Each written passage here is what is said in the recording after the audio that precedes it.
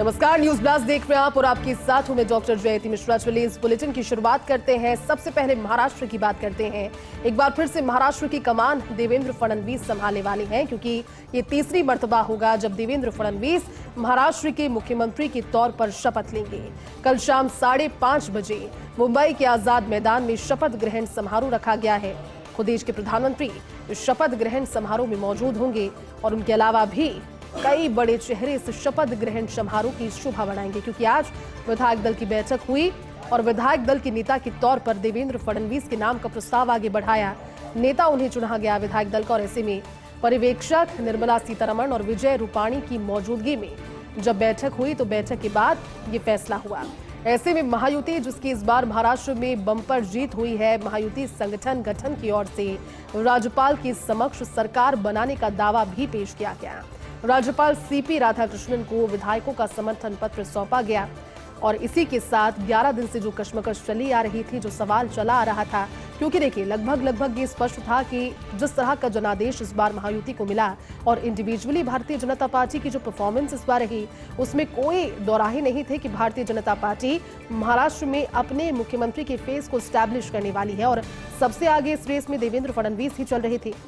हालांकि एकनाथ शिंदे की तबीयत बीच में खराब हुई, वो बीच में अपने गांव भी पहुंचे और उस चीज को लेकर तमाम सारी अटकलें लगने लगी कि क्या महत्वपूर्ण पोर्टफोलियो या फिर पद की मांग को लेकर के एकनाथ शिंदे या फिर अजीत पवार मेल नहीं खा रहे देवेंद्र फडणवीस के साथ। लेकिन उन तमाम सारी अटकलों पर आज उस समय विराम लग गया जब विधायक दल के नेता के तौर पर देवेंद्र फडणवीस के नाम का प्रस्ताव आगे बढ़ाया गया। ऐसे में अब क्योंकि ये स्पष्ट हो गया है कि देवेंद्र फडणवीस तीसरी मर्तबा महाराष्ट्र के मुखिया के तौर पर अपनी कमान संभालने वाले हैं। महायुति में शिवसेना, एनसीपी, अजीत पवार गुट और भारतीय जनता पार्टी के सभी विधायकों ने आज राज्यपाल के सामने पेश होकर अपना समर्थन पत्र भी सौंपा और कल ये तस्वीर सामने आएगी जब सरकार के मुख्यमंत्री के तौर पर महायुति से जीत के बाद भारतीय जनता पार्टी के सबसे बड़े चेहरे देवेंद्र फडणवीस जो महाराष्ट्र में बनकर उभरे, उनका शपथ ग्रहण समारोह कल होगा। कई सालों से सक्रिय देवेंद्र फडणवीस का मेयर से मुख्यमंत्री बनने का सफर भी बेहद खास है, क्योंकि कल तीसरी बार महाराष्ट्र के मुख्यमंत्री पद की शपथ देवेंद्र फडणवीस लेने वाले हैं। लेकिन क्या आप जानते हैं कि शुरुआत उनकी कहां से हुई? मेयर के तौर पर अपने राजनीतिक सफर की, अपनी राजनीतिक पारी की शुरुआत देवेंद्र फडणवीस ने की और उसके बाद तीसरी बार ये मुख्यमंत्री बनने का उन्हें मौका मिला है। ऐसे में शपथ कर लेने वाले हैं तो बचपन में परिवार से ही राजनीति के संस्कार देवेंद्र फडणवीस को मिले। राष्ट्रीय जनसेवक स्वयं सेवक संघ और जनसंघ से परिवार जुड़ा रहा और संघ की भावना, विचारधारा उनके बयानों में नजर भी आती है। ऐसे में विधान परिषद के सदस्य देवेंद्र के पिता गंगाधर फडणवीस थे और जो विचारधारा थी, जो राजनीतिक भाव थे, वो परिवार से ही परिलक्षित होना देवेंद्र फडणवीस में शुरू हो गया था। अपने बचपन में आरएसएस से देवेंद्र फडणवीस ने जुड़कर शुरुआत की और उसके बाद छात्र राजनीति अखिल भारतीय विद्यार्थी परिषद यानी कि एबीवीपी में शामिल हो गए देवेंद्र फडणवीस।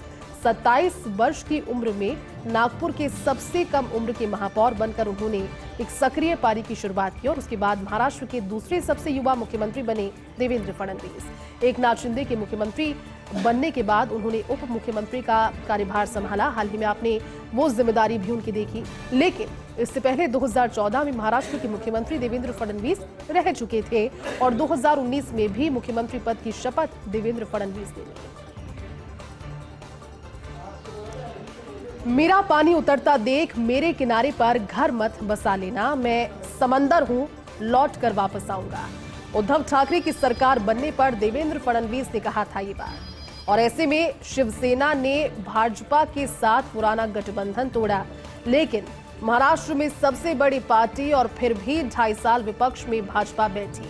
उद्धव ठाकरे ने राकपा कांग्रेस के साथ मिलकर के सरकार बनाई। 2022 की बात है जब शिवसेना टूटी, एकनाथ शिंदे मुख्यमंत्री बने और उद्धव पहुंच गए विपक्ष में। इसके बाद राकपा टूटी, अजीत पवार के समर्थकों के साथ महायुति में वो शामिल हुए। लेकिन महाराष्ट्र के चुनाव इसलिए काफी इंटरेस्टिंग रहे क्योंकि ये समझना बेहद खास हो गया कि वाकई में असली नकली शिवसेना कौन, असली नकली महायुति की बात जब की जाती है तो शिवसेना के अलावा एनसीपी, जब अजीत पवार गुट और शिंदे गुट दोनों साथ में जुड़कर आए, उसके बाद में मराठा नेता, मराठा वर्ग को लेकर जो वोट बैंक है उसको लेकर भी काफी कोशिश की गई। लेकिन जब मराठा जरांगी पार्टी ने देवेंद्र फडणवीस का विरोध किया, लेकिन बावजूद इसके भारतीय जनता पार्टी ने 148 सीटों पर अपने उम्मीदवारों को उतारा, 132 सीटें जीते भी। भाजपा की सफलता के पीछे देवेंद्र फडणवीस की उस समय भी अहम भूमिका रही, लेकिन अब क्योंकि एक बार फिर से भारतीय जनता पार्टी ने एक अच्छी लीड हासिल की है और महायुति के साथ मिलकर देवेंद्र फडणवीस के नाम पर अब मुहर लग गई है, तो कल शाम 5:30 बजे तीसरी बार महाराष्ट्र के सीएम पद की शपथ देवेंद्र फडणवीस लेंगे। तो चलिए अब बात करते हैं प्रदेश में राजस्थान की भजनलाल सरकार की गुड गवर्नेंस की। राइजिंग राजस्थान जो मच अवेटेड प्रोजेक्ट है, राइजिंग राजस्थान से पहले आज प्रदेश की 9 महत्वपूर्ण नीतियों को जारी किया गया। सीएमओ में 5 विभागों से संबंधित ये 9 नीतियां बड़े ही सोच समझकर जांच परख कर जारी की गई। लेकिन राइजिंग राजस्थान को लेकर भी मुख्यमंत्री भजनलाल शर्मा ने कहा, क्योंकि अब काउंटडाउन उसका भी शुरू हो गया है। 9, 10, 11 दिसंबर को राजस्थान में जयपुर में राइजिंग राजस्थान का आयोजन किया जा रहा है। ऐसे में राइजिंग राजस्थान को लेकर मुख्यमंत्री भजनलाल शर्मा ने कहा कि मैं सभी मंत्रियों और अधिकारियों को धन्यवाद देता हूं, सभी ने इसके लिए मन से कार्य किया है। प्रवासी राजस्थानियों को भी बहुत बहुत धन्यवाद। हम सभी के सुझाव पर अध्ययन कर रहे हैं और उन पर हमने विचार भी किया। उन्होंने कहा कि नीतियों में सरलता और सरलीकरण होना चाहिए। ये नीतियां प्रदेश में निवेश बढ़ाने में अहम योगदान देने वाली होंगी। एक सवाल के जवाब पर उन्होंने कहा कि अन्य नीतियों पर हम तेजी से काम कर रहे हैं, उन्हें भी जल्द ही पूरा किया जाएगा और साथ ही जो कार्य योजना है वो साफ तौर पर राजस्थान को अग्रणी बनाने की है और इसी राजस्थान को अग्रणी बनाने की दिशा में हम काम कर रहे हैं। उन्होंने कहा कि हमारा प्रयास है, हमारा प्रयत्न है कि 2027 तक किसानों को दिन में बिजली मिले। राजस्थान में हर क्षेत्र में अपार संभावनाएं हैं। राजस्थान में इन 9 नीतियों का राजस्थान की ग्रोथ में बड़ा योगदान रहेगा, क्योंकि 5 विभागों की 9 पॉलिसीज को आज लॉन्च किया गया और गुड गवर्नेंस की एक झलक नजर आई। लेकिन राजस्थान के लिए महीना बहुत खास, क्योंकि साल का अंतिम महीना, लेकिन 2025 से पहले राजस्थान के लिए कई सारी चीजें, कई सारे अवसर, सौगातों के द्वार खुलने वाले हैं। राइजिंग राजस्थान 9, 10, 11 और उसके बाद राजस्थान की भजनलाल सरकार के 1 साल के जश्न में भी कई सारी सौगातें राजस्थान के लोगों को मिलने वाली है। खबर अब बिहार के गया से है, जहां पर डिप्टी मेयर से जुड़ी हुई जानकारी। दरअसल डिप्टी मेयर को यात्रा का भत्ता नहीं मिला तो वो सब्जी ही बेचने लग गई। बिहार में गया शहर की डिप्टी मेयर चिंता देवी ने फिर तराजू थाम ली है। नगर निगम से अगस्त के बाद यात्रा भत्ता नहीं मिलने का विरोध उन्होंने अपने अलग अंदाज से जताया। तस्वीर आप देख रहे हैं।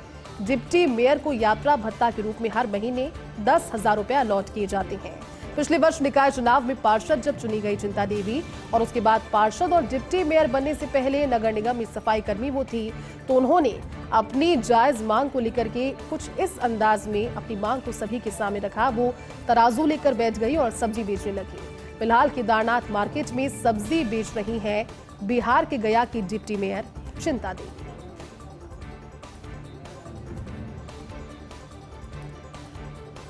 आरबीआई गवर्नर दास का कार्यकाल पूरा होने के करीब है और अगले हफ्ते तक शक्तिकांत दास का मौजूदा कार्यकाल है। ऐसे में शक्तिकांत दास को फिर एक्सटेंशन मिलेगा या फिर बदलाव होगा, इस पर सवाल बरकरार है।